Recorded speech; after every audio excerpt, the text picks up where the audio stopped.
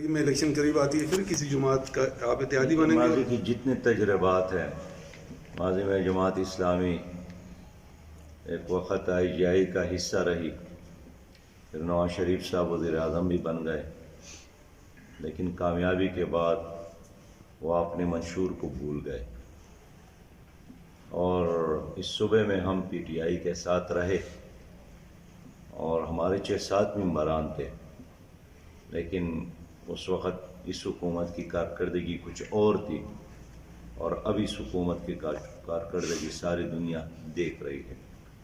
اس لیے طویل تجربات کے بعد ہم نے یہ طے کیا ہے کہ ہم انشاءاللہ تعالی ملک میں موجود، معاشرے میں موجود اچھے لوگوں کو اکٹھا کریں گے اور انہی کو ساتھ لیں گے، اور ان لوگوں کو کبھی بھی ہم ساتھ نہیں لیں گے جن کے دامن داغدار ہو اور جنہوں نے اس قوم کو لوٹا ہے۔ نہیں، ہم غریب عوام کا کیس لڑ رہے ہیں، چوک اور چوراہوں میں بھی، ایوانوں میں بھی، اور یہی وجہ ہے کہ ہم نے اپنے پلیٹ فارم کے ساتھ ظلم کے خلاف جدوجہد شروع کی ہے، اور آپ جانتے ہیں کہ اس وقت تو مہنگائی بڑا مسئلہ ہے، اور اس کے علاوہ کشمیر ایک اہم ایشو ہے، لیکن لوگ کہتے ہیں کہ اس حکومت نے کشمیر کا سودا بھی کیا ہے، اور 116 دن ہو گئے ہیں کرفیو کا، ہماری حکومت نے اس کرفیو کے خاتمے کے لیے کوئی عملی اقدام نہیں کیا۔ عمران خان صاحب نے کہا تھا کہ 27 ستمبر کا تقریر کر کے میں واپس آؤں گا تو میں ایک